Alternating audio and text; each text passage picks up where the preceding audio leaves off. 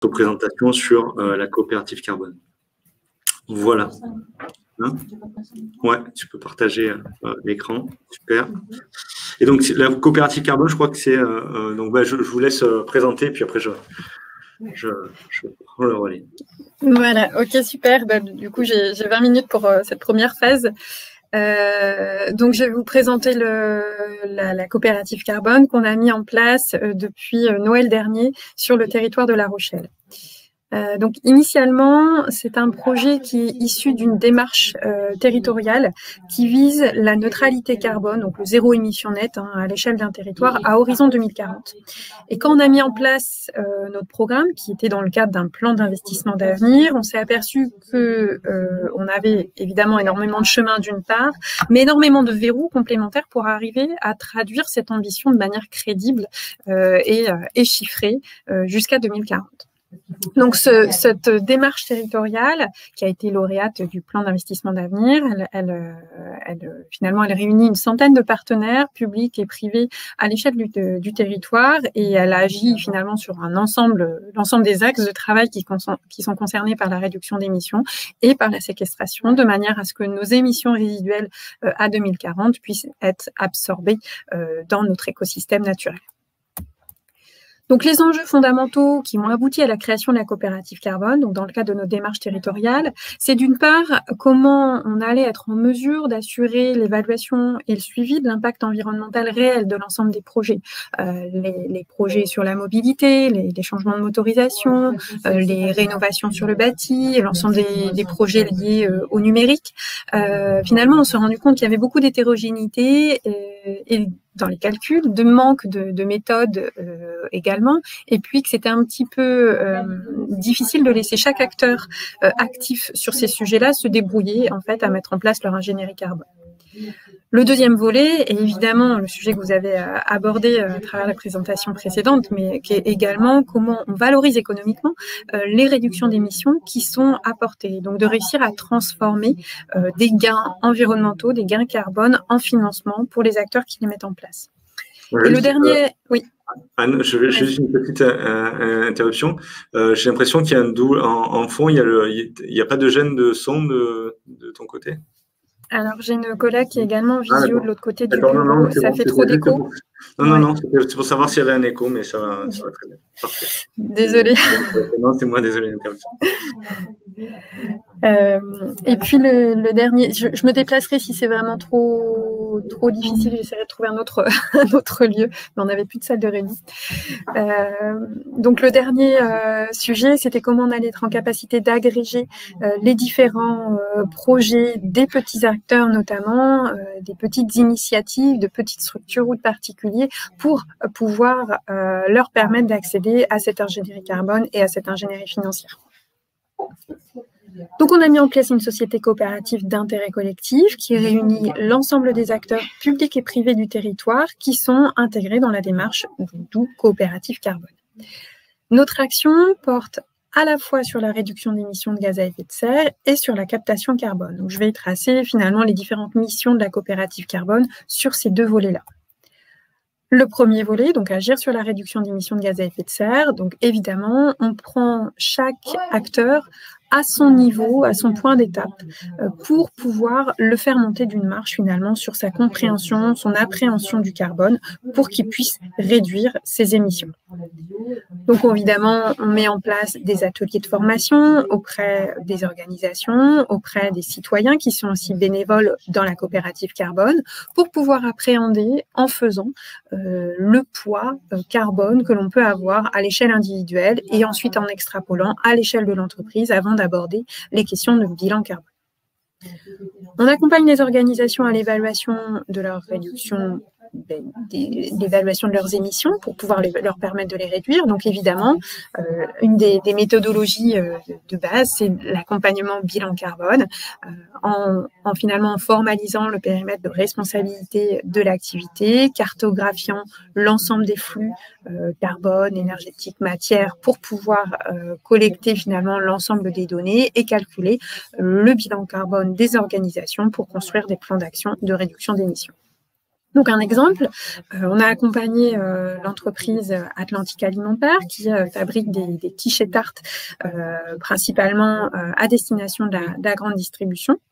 Et on a pu estimer l'ensemble des poids carbone des différents postes. Évidemment, les intrants, notamment avec les produits carnés et les produits de matières grasses, ont un impact très fort sur les émissions par rapport à l'activité. Sachant que l'entreprise avait fait 10 ans plus tôt un bilan carbone, on a dû faire tout un retraitement puisqu'il y a toujours beaucoup d'évolutions sur les facteurs d'émission et les méthodes pour pouvoir comparer les actions qu'elle avait mises en place. Elle avait été très active sur beaucoup de sujets, sur l'énergie, sur tout un tas de postes liés aux déchets notamment. Et donc, le volet des intrants, finalement, ressortait de manière importante d'un point de vue travail.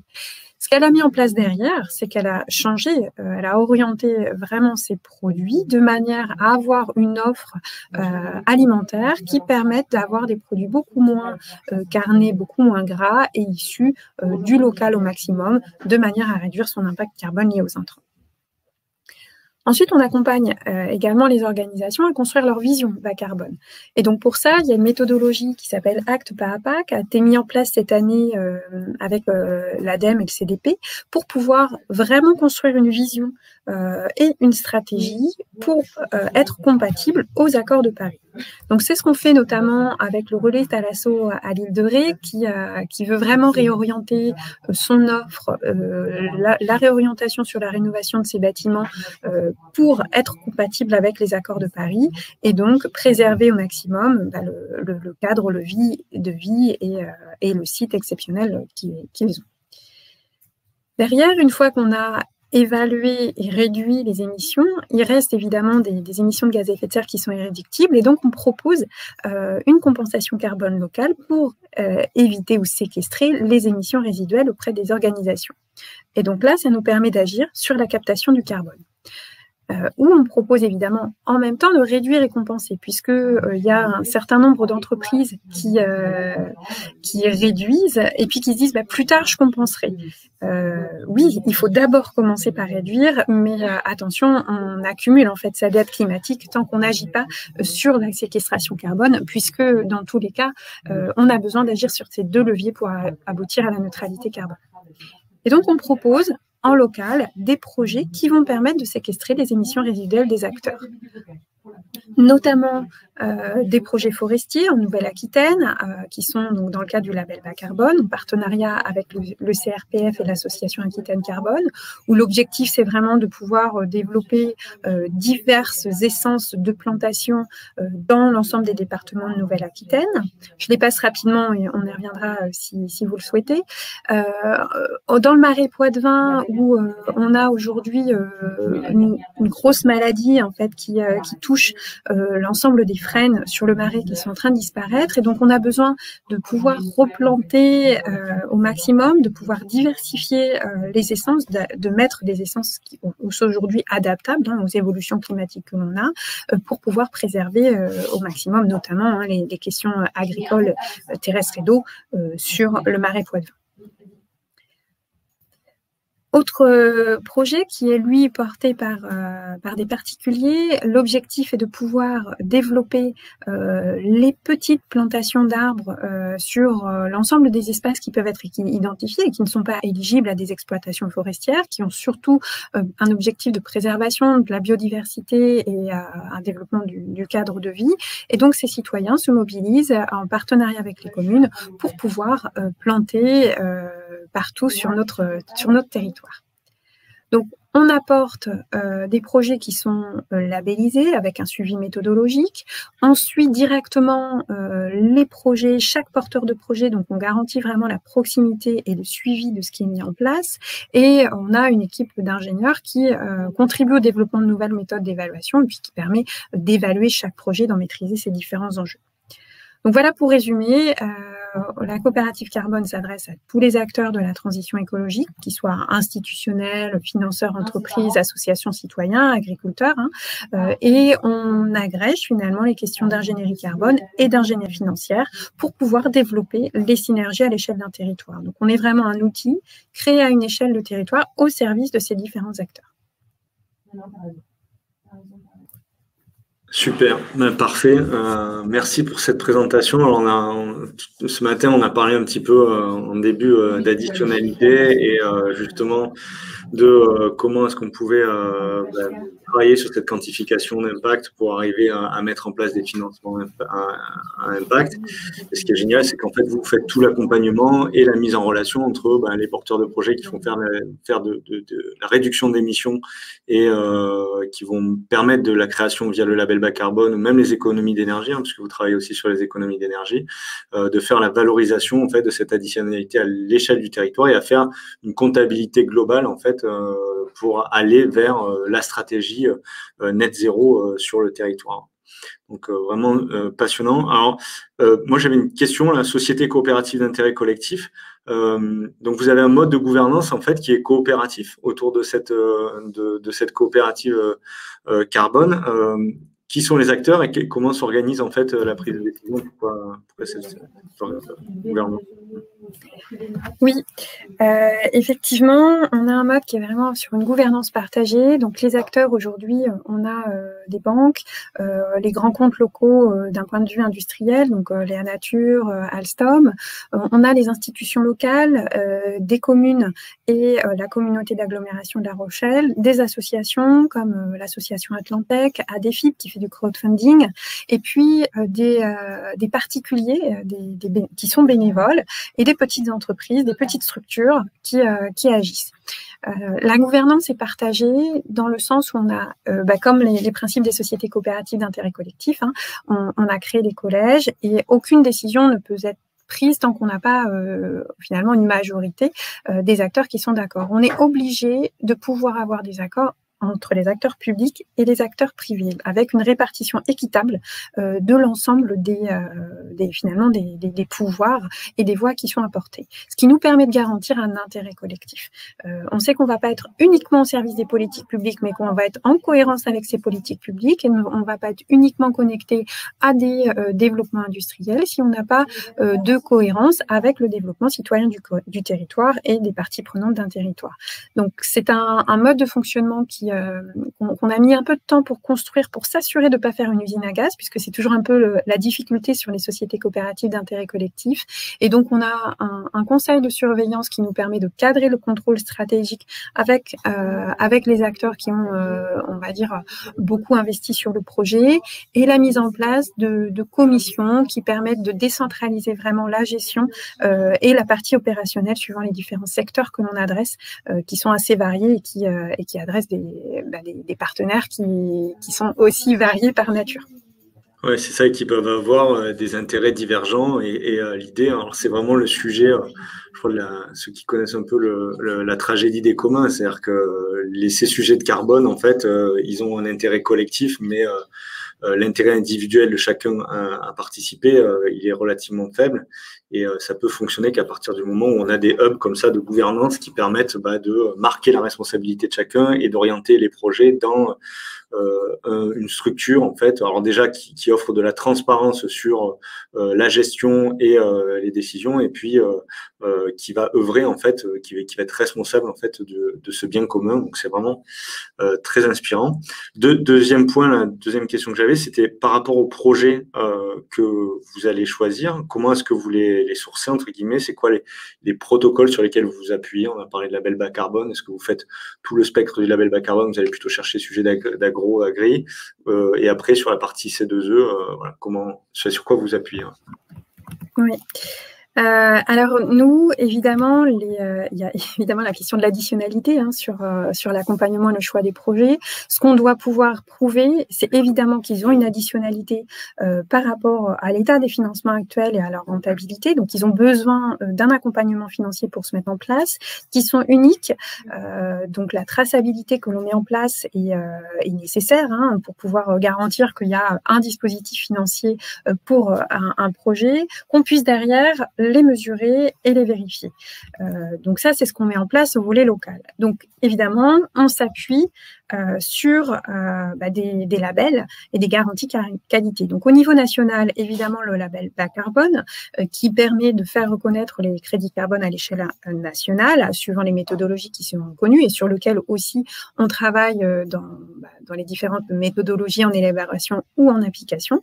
Les certificats d'économie d'énergie, on va y revenir avec Agremob, et puis la mise en place d'un label local, en tout cas, qui, je pense aussi, est un sujet qui va se développer dans les différents territoires pour pouvoir vraiment correspondre à nos spécificités territoriales, où le label bas carbone aujourd'hui ne répond pas systématiquement en fait aux approches, notamment des tout petits projets. C'est ça. Ok, ça répond, je pense, un petit peu aussi. Alors, on avait une question sur sur la notion des co-bénéfices, etc. Je pense que ça fait partie. Alors, je ne sais pas si vous avez des évaluations par rapport aux objectifs de développement durable ou si vous scorez, en fait, vous faites des remontées de ce type-là ou pas forcément. Oui, alors on a pu le voir tout à l'heure sur les fiches projets que je vous montrais. Effectivement, on a une évaluation systématique sur les ODD et ensuite on intègre les différents co-bénéfices par rapport aux différents projets. Pour l'instant, on n'a pas encore chiffré ces différents co-bénéfices à part ce qui se chiffre dans le cadre des méthodes label bas carbone, mais c'est un des éléments qu'on intégrera par la suite. Parfait. Donc, on parlait tout à l'heure des programmes C2E. Est-ce que tu peux nous présenter un petit peu le programme Agremob de manière spécifique, puisque du coup, c'est un autre élément, une brique, je crois que par laquelle d'ailleurs tout a commencé. C'est d'expliquer ça. Alors en fait, effectivement, Agremob, c'est une des rampes de lancement de la coopérative carbone qui traduit en fait notre activité sur le secteur de la mobilité. Et donc, on a mis en place ce programme qui a démarré l'année dernière en amont, en fait, en 2020, en amont de la mise en place de la coopérative carbone et qui se terminera l'année prochaine. L'objectif, c'est de pouvoir travailler sur les différents objectifs que vous voyez là, donc accompagner les changements de comportement mobilité, donc en se basant vraiment sur l'autosolisme initialement, de pouvoir quantifier et valoriser les économies d'énergie et les réductions d'émissions de carbone par rapport à ce qui peut être mesuré, mis en place ou suivi, et puis de générer derrière des alternatives qui favorisent la mobilité durable. On travaille sur l'évolution de la demande et sur l'intégration de nouvelles offres qui permettent de répondre à cette demande et de lever un certain nombre de freins. Et puis, au-delà de ça, du coup, ça nous permet de développer des méthodes d'évaluation, des outils d'évaluation avec des tests comme tout ce qui va tourner autour du self-data que j'imagine vous avez évoqué précédemment.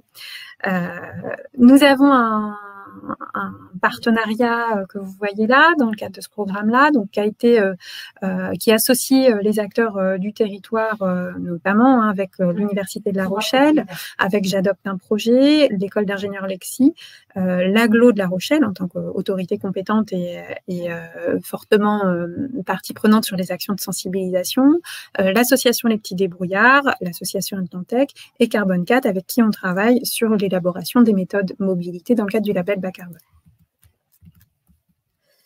Donc, sur ce programme-là, aujourd'hui, donc on est à peu près à mi-parcours. On a mis en place un certain nombre d'outils, d'animation, que ce soit en physique ou en digital, pour pouvoir vraiment sensibiliser et mobiliser un maximum de citoyens sur le territoire. On souhaite aussi maintenant pouvoir le proposer sur les autres territoires qui sont intéressés.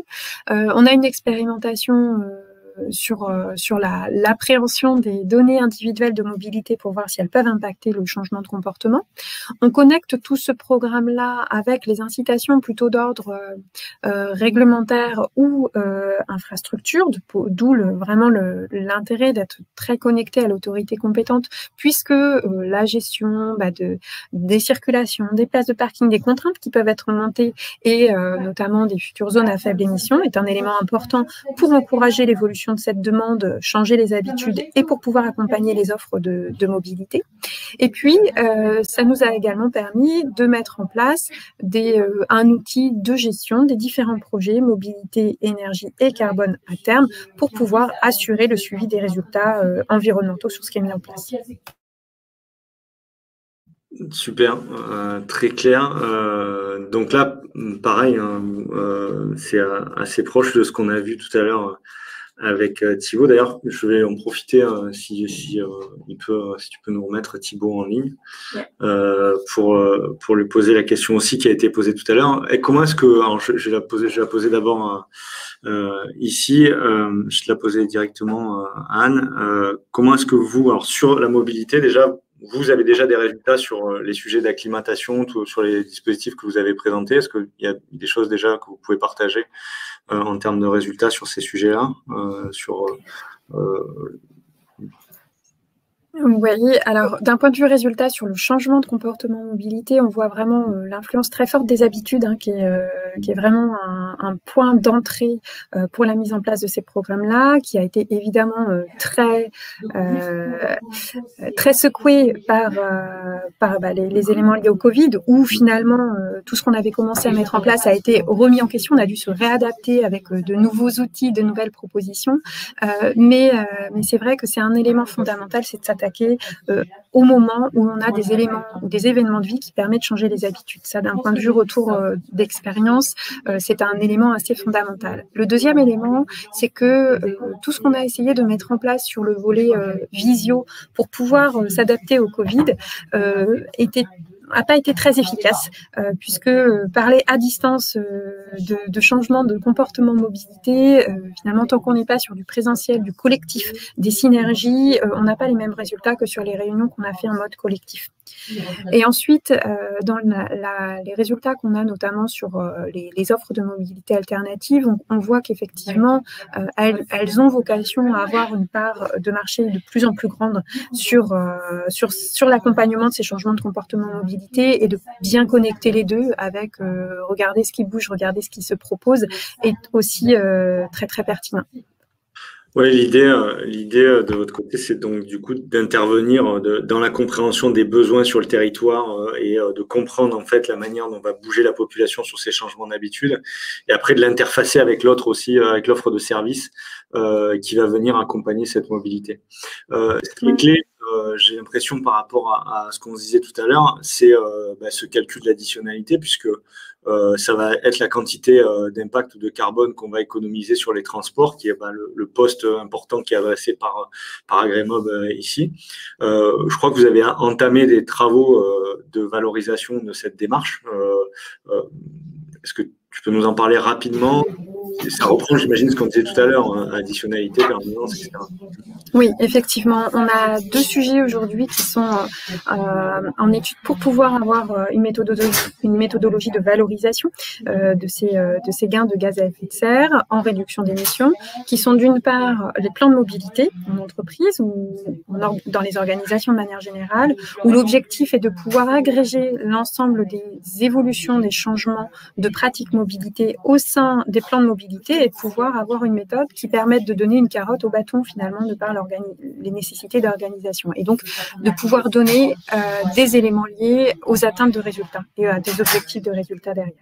La deuxième méthodologie que l'on élabore aujourd'hui, elle a vocation à encourager le développement de flottes professionnelles avec des changements de vecteurs énergétiques et de masse, où l'on voit que l'habitude du confort de véhicules utilitaires thermiques est aujourd'hui assez forte, même si les véhicules n'ont pas forcément une charge utile qui est complète par rapport à leur capacité de transport, et même s'il y a un certain nombre de contraintes. Donc, c'est de pouvoir évaluer l'ensemble de ces contraintes-là liées au temps, au stationnement, on compare des parcours, on apporte des éléments qui montrent que finalement le confort de la coque peut se récupérer sur d'autres éléments, et ce qu'on veut pouvoir aussi derrière, c'est pouvoir évaluer, mesurer et valoriser les gains carbone et énergétiques qui sont réalisés avec des véhicules plus lésés et avec notamment d'autres vecteurs énergétiques. Super, donc pareil, ça va être d'essayer de trouver l'intégralité peut-être de l'impact en fait qui est généré par ces changements de comportement pour pouvoir les valoriser à l'échelle. J'imagine aussi les sujets liés à la santé, on pourrait élargir à d'autres domaines et aller chercher en fait l'ensemble des externalités. Thibaut, vous finalement il y a une convergence là dans la vision. Donc déjà sur la partie carbone, rapidement si tu peux nous expliquer comment est-ce que vous faites à mobilité.eco pour définir revenir à une situation initiale et puis essayer de comprendre, donc de calculer les émissions qui sont liées au changement de comportement. Peut-être un mot sur la motivation des gens qui font déjà bien et qui sont du coup exclus de ces notions d'additionnalité. Je pense que c'est peut-être un des retours d'expérience aussi que tu peux nous partager sur ce sujet-là, et puis justement la nécessité d'aller chercher d'autres types d'externalités à valoriser, en fait, ou en tout cas, moi j'aime pas trop parler d'externalité parce que chaque impact compte, il n'y a pas de sous-impact ou d'externalité, d'aller chercher ces autres impacts. T'es mute. Hop. T'es coupé. Il faut que tu es actif. Voilà, super. Ok, c'est bon. Donc sur la partie mesure, en fait, c'est assez simple, hein. On se base sur les plans de mobilité effectués dans les entreprises, qui sont faits ou en interne ou au travers de différents acteurs qui ont des capacités, que ce soit technologiques ou de conseil pour établir ces plans de mobilité. On fait une cartographie de la situation actuelle en disant sur l'ensemble des collaborateurs d'une entité, d'une organisation, on va étudier les comportements et on va évaluer pour chaque comportement quelle est l'empreinte carbone dégagée par ce collaborateur. On le fait de manière individuelle. Bien sûr, il y a deux éléments qui vont biaiser un peu ce calcul. C'est une déclaration personnelle, donc elle n'a pas de véracité en tant que telle, hein. Et après, on a un souci de référentiel. Alors un référentiel aujourd'hui on utilise un référentiel de l'ADEME qui calcule le coût d'utilisation en termes d'empreinte carbone de tel et tel véhicule. Mais on n'a pas encore d'évaluation sur l'ACV, en fait sur la durée de vie complète du véhicule utilisé. Donc aujourd'hui c'est un biais qui existe. Par contre, sur l'utilisation, on est capable de dire, ben voilà, effectivement, l'utilisation de votre véhicule thermique, hein, va engendrer tant d'émissions de carbone par kilomètre ou par type de trajet. Donc ça, c'est une première partie. Ce que l'on peut faire après, c'est au fur et à mesure qu'on enregistre l'utilisation réelle, en fait, hein, on va pouvoir réévaluer l'empreinte carbone de ce collaborateur.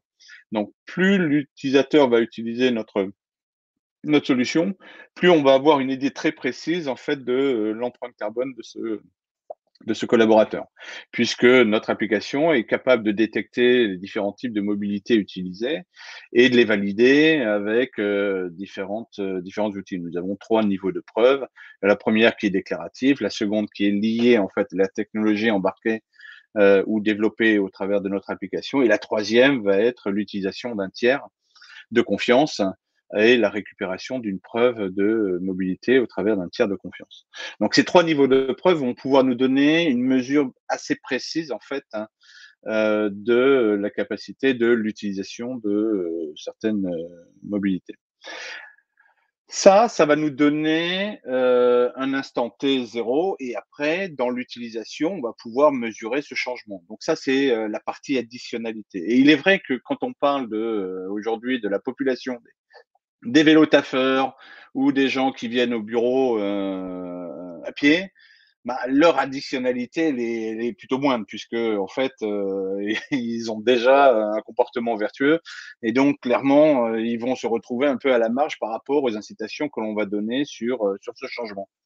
Et c'est là où, en fait, on s'aperçoit que simplement la mesure de l'empreinte carbone pour l'incitation à un comportement vertueux est limitatif et est limitée. Donc, on va aller voir d'autres possibilités de financement, type, on en parlait, des assureurs, les mutuelles, hein, ou la collectivité, afin de proposer des alternatives pour cette population de personnes qui sont déjà dans un comportement vertueux.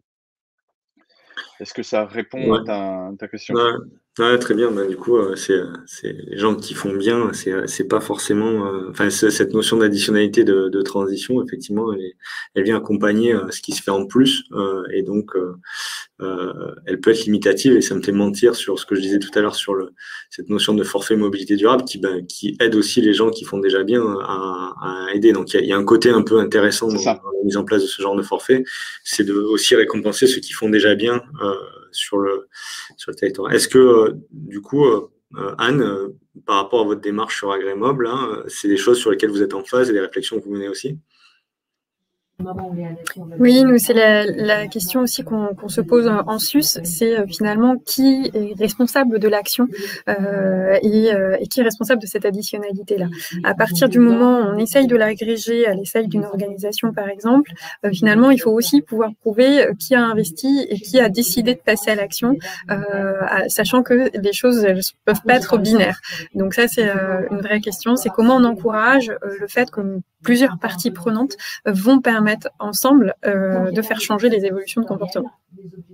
Exactement. Donc on rajoute une couche de complexité, c'est-à-dire dans quelle mesure. Alors c'est bien parce qu'on a commencé la matinée en parlant justement de ces sujets d'additionnalité et comment on faisait de la comptabilisation carbone propre en parlant des émissions, la réduction d'émissions des organisations, du carbone évité. Donc comment est-ce qu'on a des solutions qui viennent amener, accompagner des réductions d'émissions et qui peuvent être elles-mêmes financées par d'autres acteurs qui vont venir contribuer financièrement à ces réductions d'émissions pour des entreprises qui ont besoin de baisser ces émissions elles-mêmes. Donc, on a mis en place ce cadre-là avec le cadre, le tableau de bord Net Zero Initiative, où on a expliqué un petit peu comment tout ça s'articulait. Et puis, on rajoute aussi une brique de compensation, hein, donc on a évoqué tout à l'heure, qui est plutôt la contribution volontaire pour les entreprises qui veulent aider la décarbonation du territoire à hauteur de leurs émissions résiduelles, donc de ce qu'elles n'arrivent pas à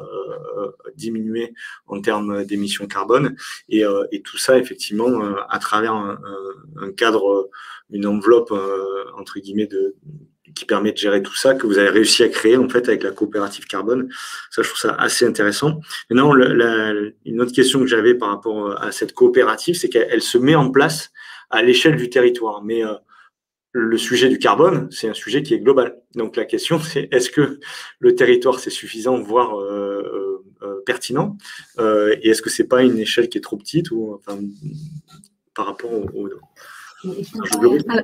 Alors, en fait, par rapport à ça, dans tous les cas, ça ne va pas se substituer aux échelles nationales et internationales qui doivent se mettre en place. On verra si les prochains échanges internationaux aboutissent à des orientations communes, ce qui serait souhaitable. La stratégie nationale bas carbone est aussi une nécessité, mais en fait, on ne peut pas non plus attendre qu'on arrive à fixer, par exemple, un prix international du carbone pour pouvoir agir à notre échelle et qu'à chaque strate, que ce soit individuel, que ce soit à l'échelle de son organisation, dans le cadre de son activité professionnelle, de son aire de vie et finalement de ses actions, à chaque strate, on peut agir. Et la coopérative carbone, à l'échelle d'un territoire, permet d'apporter une brique qui est celle de l'entrée de son lieu de vie, dans lequel son organisation ou finalement ses activités individuelles peuvent trouver sens. Elle ne répond pas aux enjeux internationaux, évidemment. Elle permet quand même de pouvoir aussi trouver et générer des dynamiques locales, notamment par rapport aux différents enjeux qui vont être à l'échelle des territoires, la mobilité par exemple, la question des marais du littoral en ce qui nous concerne, l'agriculture dans un certain nombre de secteurs en France. Donc, on se pose toujours des questions qui vont être propres à chaque territoire et à chacun aussi de trouver ses réponses. Et donc, l'entrée d'un territoire est une entrée vraiment nécessaire et complémentaire pour que ça puisse agir. Notre souhait, c'est que finalement chaque lieu de vie puisse s'en emparer et mettre en place ses propres dynamiques locales, que l'on puisse quelque part derrière créer des communs de méthodologie, de partage pour que tout le monde puisse être plus efficient et gagner du temps. Ouais, c'est excellent. Alors effectivement, à l'échelle du territoire, là on voit parce que La Rochelle, bah, du coup, de ce point de vue-là, est relativement exemplaire puisque il y a accompagné à cette démarche en fait globale. Hein, je crois qu'on l'a dit tout à l'heure, c'est un projet de territoire d'innovation de grande envergure. Je crois c'est un TIGA qui est à la base, à l'origine de toute cette démarche, qui compose le volet de gouvernance, l'implication des entreprises sur le territoire, des acteurs politiques et des citoyens sur une approche déjà qui est globale et qui est relayée et qui est prise en soutien par aussi la collectivité de La Rochelle, le territoire de La Rochelle, qui pousse sur le développement, donc qui a mis en place un appel à projet pour le développement d'une plateforme numérique qui va venir soutenir en fait cette action de comptabilisation du carbone à l'échelle globale et qui est, alors ça c'est encore remarquable dans la démarche, qui est pensé comme un commun numérique et donc qui va venir être open source et permettre en fait à d'autres collectivités de copier le modèle. Et je crois d'ailleurs que la coopérative carbone, c'est la coopérative carbone de La Rochelle, mais l'idée c'est de faire copier le modèle. Hein. C'est ça l'idée. Oui, tout à fait. Les outils qu'on a développés sur l'évaluation carbone, on les développe aussi en open source. Sur l'instruction, les questions de registre carbone, qui sont des éléments importants pour garantir les éléments de choix et de suivi des projets derrière. Donc ça, ce sont des éléments qui sont finalement en open source. Et l'objectif, c'est de créer un commun par rapport à ça, de manière à être dans l'efficacité des fonds publics, notamment tout ce qui va être R&D, de pas finalement faire en sorte que chacun se débrouille à se trouver ses propres outils qui peuvent avoir des divergences, mais plutôt de les mettre en débat et en partage. Ça nous fera avancer quand même beaucoup plus vite avec beaucoup d'économies de moyens. C'est ça, c'est ce que l'on appelle public money, public code. Voilà. Donc c'est un bon emploi effectivement des fonds publics. Et le deuxième point, c'est l'échelle du territoire. Effectivement, c'était une fausse question tout à l'heure, mais même dans la mise à jour du référentiel qu'on citait au début, Net Zero Initiative, il souligne le fait que effectivement les objectifs sont globaux, mais la mise en place et la manière d'actionner les gens, elle se fait sur le territoire, parce que c'est là en fait où il y a les boucles économiques, c'est là où on va chercher à relocaliser, à redynamiser l'industrie et à recréer en fait des filières aussi de coopération économique entre des acteurs d'un territoire, l'endroit où les gens y sont, parce que c'est les gens qui font l'impact, hein, c'est les gens qui, nous, quand on va travailler tous les matins ou par nos usages et par nos choix de consommateurs et par la production qu'on va avoir dans les métiers qu'on exerce, qui sont concernés et le facteur commun ou en tout cas l'outil de gouvernance commun auquel on répond, c'est souvent l'échelle du territoire qui est la plus qui a ce compromis de proximité et de capacité d'action qui est nécessaire pour accélérer la transition écologique. Et je suis persuadé qu'en couplant ça avec un cadre de confiance et la capacité de prouver les actions sur le territoire par un encadrement comme avec la coopérative carbone qui va essayer d'apporter la transparence, collecter les données, valoriser et déployer ça sur le terrain, permettre de mettre en place ces dynamiques locales qui répondent à un alignement global par rapport à la stratégie nationale bas carbone, par exemple, par rapport aux objectifs qui vont être fixés par la COP26, on espère, dans les prochains jours. Super, je pense qu'on est pas mal dans le timing. Je ne sais pas s'il y a des éléments ou d'actualités ou des choses que vous voulez partager l'un et l'autre sur soit la coopérative carbone, soit Thibaut sur des sujets de mobilité.eco. Non, moi je voulais rajouter qu'on a démarré une collaboration avec Anne Rostin et les équipes d'Agremob qui commence à se concrétiser avec une discussion que l'on a avec l'école, par exemple, Excelia, où on va travailler sur leur plan de mobilité et la mise en place de mobilité.eco. Mais on est déjà allé plus loin dans la réflexion en essayant de trouver un moyen d'intégrer l'ensemble de la population étudiante dans une réflexion de leur mobilité et d'évaluation de changement de comportement dans le cadre du domaine étudiant. Donc, on va aller beaucoup plus loin.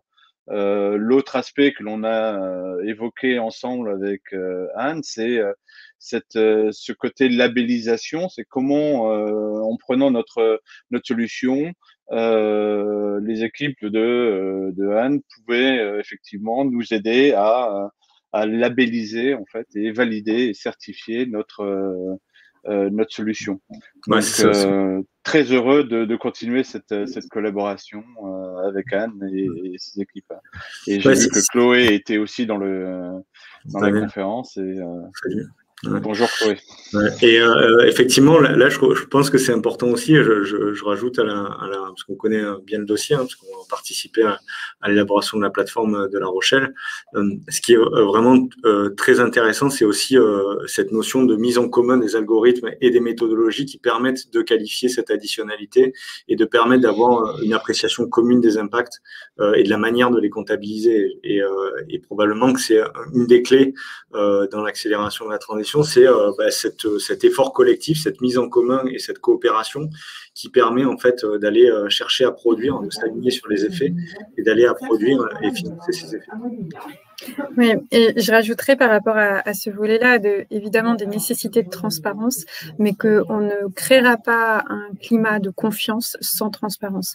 Agir pour faire sa contribution, sa compensation carbone, trouver les pistes de réduction d'émissions. Si finalement on n'est pas garanti d'un intérêt collectif derrière et on n'est pas garanti de la transparence des informations qui vont être utilisées, on n'aura pas ce climat de confiance pour pouvoir agir. Et ça, c'est aussi une nécessité au-delà des intérêts techniques et financiers qu'on a évoqués tout à l'heure. On ne pouvait pas mieux conclure la discussion, je crois. C'est clair. Donc, merci à tous les deux et merci à toutes les personnes qui sont présentes sur cet événement.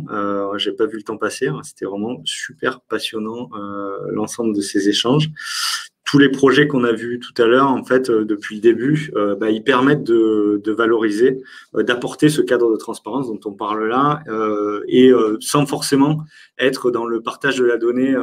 Et donc, il y a des enjeux de données personnelles, il y a des enjeux de secret des affaires, il y a des enjeux importants à traiter dans cette notion de transparence et à adresser correctement. On parlait tout à l'heure, on n'a pas parlé de self-data, mais c'est un enjeu aussi important de faire en sorte que les gens soient propriétaires de leurs propres données et qu'ils puissent du coup en avoir la maîtrise et dans le cadre de la réglementation de données personnelles, une gestion complète du consentement et de la capacité à revenir sur ces consentements.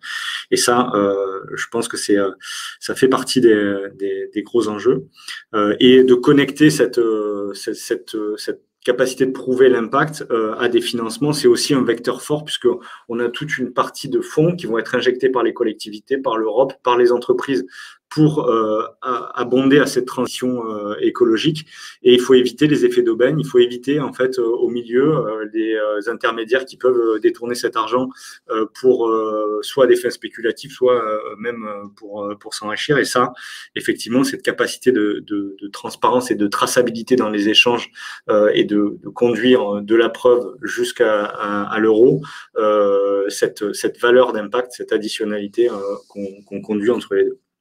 Donc, je pense que ces nouveaux modes de financement, en tout cas, c'est les sujets sur lesquels on travaille avec SmartBee et qu'on va être heureux d'accélérer dans les prochains mois.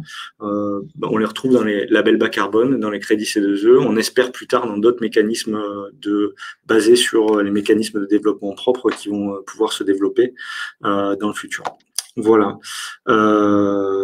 Donc, cet après-midi, je vais juste faire un petit détour sur cet après-midi. Il y a une seconde session de l'événement qui va être organisée, qui promet d'être tout aussi passionnante parce que on va continuer à tirer le fil de cette additionnalité pour parler vraiment de manière pragmatique de ce mécanisme de développement propre là dont je viens de parler. On va en particulier accueillir Access Impact, qui est une société qui va présenter sa plateforme de financement de projet qui permet de faire des crédits carbone à l'échelle internationale en apportant justement tous ces sujets de traçabilité, d'impact, etc. Avec la transparence qui est utilisée avec la plateforme SmartBee. On va encore aussi tirer ce fil avec un fonds qui va nous présenter Donc c'est un fonds à impact qui est basé sur les crédits carbone et qui intègre en fait dans son calcul. Donc les crédits carbone, c'est on achète des crédits de projets qui existent déjà. La question, c'est comment est-ce qu'on fait pour financer les nouveaux projets. Et donc ils vont nous expliquer comment ils utilisent la gestion du risque sur ces fonds de crédit carbone pour aller faire des financements qu'on appelle ex ante, c'est-à-dire en avance de phase sur les projets. Donc ça, c'est des innovations aussi financières qui sont vraiment très, très intéressantes. On va parler d'économie régénérative. On va parler aussi de traçabilité alimentaire, parce que l'impact alimentaire, c'est quand même un des gros, on en parlait tout à l'heure avec Anne, un des gros sujets aussi. Il y a des gros leviers de décarbonation à l'intérieur des chaînes de valeur dans le domaine de l'alimentaire. On va parler de ça avec David Mazera. On va parler aussi des calculs d'additionnalité avec Alexandre Borde de Cibola Partner qui va nous expliquer un petit peu les méthodologies de mise en œuvre. On a parlé tout à l'heure de bilan carbone, de CDP, de ACT, de SBT, Science Based Target. Tout ça, on va revoir ces éléments-là cet après-midi. On va aussi avoir un intervenant, je pense, de Vera, qui est un registre international de carbone qui permet de faire le financement, la création des crédits carbone à l'échelle internationale. Et puis on terminera avec Agnès Kwek qui nous parlera de son expérience dans l'administration de Singapour sur ces sujets-là et de system thinking et d'impact. Donc encore plein de sujets intéressants à venir cet après-midi. Toute l'après-midi se déroulera en anglais parce que du coup, c'est des intervenants qui viennent, qui sont un petit peu, on a distingué le matin les interlocuteurs qu'on a sur les sujets en français, puis l'après-midi, ce sera beaucoup plus international et sur une perspective beaucoup plus large que le marché français. Voilà, avant de vous laisser, je vais quand même remercier Smartbee du coup pour l'organisation de cet événement et surtout les équipes qui sont à la manœuvre. Myriam qui est en régie en face de moi, là, qui a bien œuvré ce matin pour coordonner un petit peu tous les intervenants. Sabrina, Anya, Marwa qui sont aussi participés au développement de l'événement, et Alexandra qui va nous retrouver cet après-midi, qui va se retrouver à ma place cet après-midi pour faire l'animation en anglais de l'événement. Voilà, je vous encourage, j'ai parlé un petit peu de l'organisation du système de conférence, je vous encourage à utiliser le système de réseautage juste à gauche de l'écran là, qui permet de passer normalement vers la zone réseautage et je vais m'y mettre moi si vous voulez discuter et se mettre en relation de manière automatique. Je rappelle, c'est des rencontres au hasard qui durent 3 minutes et qui permettent de se mettre en relation les uns avec les autres. Voilà. Et puis après, pour tous ceux qui sont intéressés, vous pouvez contacter déjà tous les intervenants. Il y a des stands qui sont à disposition dans l'onglet Expo, encore à gauche, qui vous permettent de présenter les projets et de voir les contacts des différents acteurs. Et puis, je pense qu'on a fait le tour. C'est la fin de la session. Je vous remercie à tous et à toutes pour votre présence et je vous dis à cet après-midi pour ceux qui vont nous rejoindre à 13h pour parler de crédit carbone et de additionnalité d'un point de vue plus international. Voilà, merci à tous et à bientôt.